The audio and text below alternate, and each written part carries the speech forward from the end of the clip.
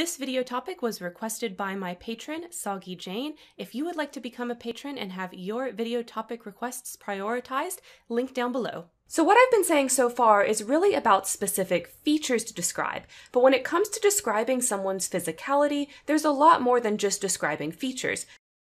Spare Room with Karen Terry. Hey y'all, and welcome to Spare Room. I'm Karen Terry, and today we're going to talk about descriptions of people. A good character description helps your partner envision your character in their mind. Now, I cheat for this and use face claims, and you can do that too, or you could use art references, or if you're a talented artist yourself, you could even draw your own characters. But if you don't want to do any of those things, it's important to provide a physical description of your character. Humans are visual creatures, so you want your partner to be seeing your character in their mind's eye. And since roleplay is a collaborative process, it's best if you and your partner are both imagining relatively the same thing. So that's why today we're going to talk about some tips you can use to physically describe people. When you think of a person, your friend, your coworker, a celebrity crush, what do you imagine? It's probably their face. Our brains are incredibly attuned to faces. So when you're describing someone, give more attention to the facial details than the body details. So that is tip number 1. Describe the character's face and unique facial features. Eyes, hair, and skin are a great place to start. Describe the color and shape of each. Eyes, for example, can be blue, green, brown, black, and all sorts of colors in between. They can be round or more oval. They can be open, wide, or hooded. Eyelids can be single or double. And don't forget the lashes. Are they light and barely visible, or are they dark and more prominent? When it comes to hair, we describe color, length, and texture. Are they blonde, brunette, or redhead, and where in between? For example, strawberry blonde means they are blonde with hints of red in their hair. Brunette can be chestnut, chocolate, or ebony. When it comes to texture, is it straight, wavy, loosely curled, tight coils? And when we're talking about skin, we also want to describe the color and texture. But an aside to this, when it comes to skin, avoid comparisons to food. Comparing certain ethnicities of people to food items is wrought with historically racist undertones, so just avoid that altogether. Instead, describe where the skin falls between dark and pale. And what about the skin's undertone? Is it ruddy, tawny, olive, cool? It can also be helpful to describe the clarity of someone's skin. Is it clear and poreless? Is it freckled? Is it scarred? And then to tie this all together, it can be helpful to describe the overall shape of the face.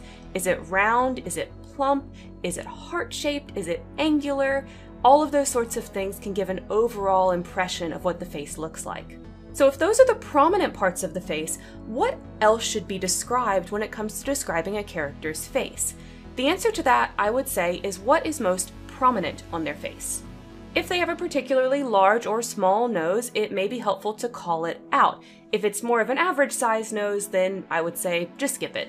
Same with the lips. Are they plump? Are they thin? Are they small? Are they wide? If it's the sort of thing that you would notice when you first look at a person, then mention it.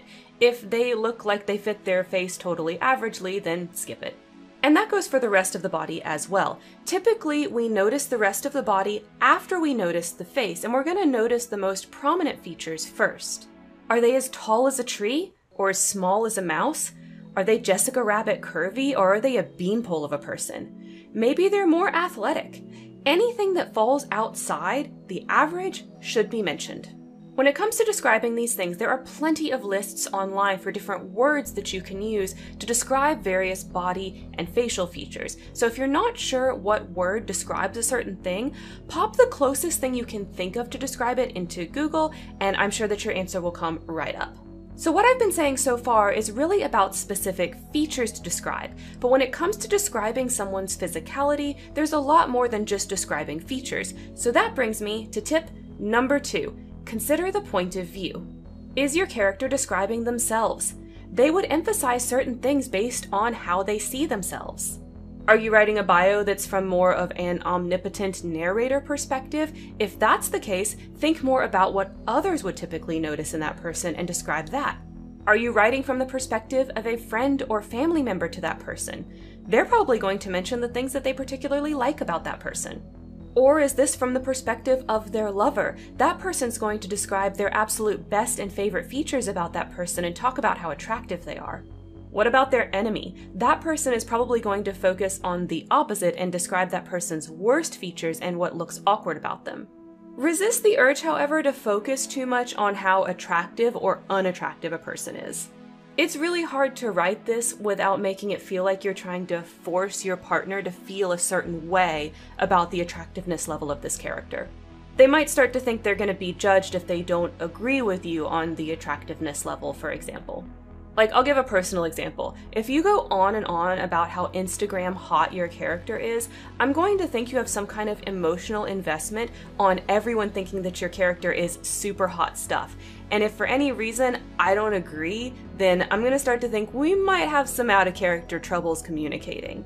So instead, I would say it's best to be sparing with this so that your partner feels like that they and their character are allowed to come to their own conclusions. Alright, next is tip number 3. It's important your descriptions match the tone of your character. I'll give a few examples. Your top-notch katana-wielding assassin isn't going to be 5'8" and 100 pounds. That would make them emaciated, not muscular. Your spoiled little rich girl is gonna be attractive because she has access to the top fashions, the top makeup, and plastic surgery probably if she wants it. So describing her as a plain Jane average type person is not gonna be realistic. And by contrast, your social recluse character probably isn't going to be a perfect 10. They're probably going to be average looking, or if they don't take care of themselves, below average looking. So think about the type of character you're writing and think about how that type of character probably looks for their situation. If those two things don't match, then it's going to be difficult for your partner to grasp what you're going for, and we don't want that. All right, tip number 4. Don't forget movement. How does your character walk? Do they have a confident posture? Do they slump down? Do they look at their feet, or do they look straight ahead when they're walking? Are they more anxious or excited with quick, sporadic movements? Or are they more calm with slow and steady movements? Are they a fidgeter, constantly shaking their leg or messing with their fingernails?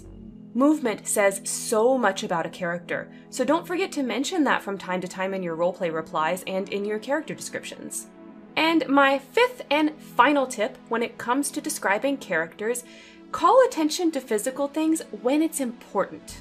It can be tempting to avoid repeating the character's name or the character's pronouns because you're nervous of repetition and instead say something like the blonde or the brunette.